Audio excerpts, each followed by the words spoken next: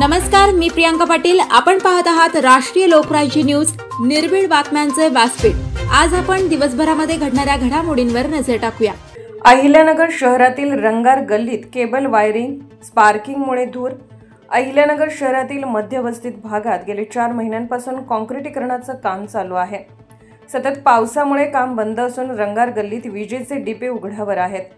MSCB वाले वारंवार स्थानिक नागरिकांनी कंप्लेंट करून सुद्धा कर्मचारी येत नाहीत।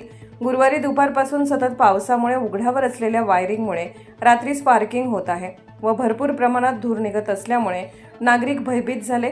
रात्री स्थानिक नागरिकांनी MSCBचा फोन केला असता नुकतेच येतो म्हणून समाधानकारक उत्तर मिळत होते, पण कोणीही न आल्यामुळे कोणाला शॉक लागेल या भीतीने नागरिक भयभीत झाले आहेत।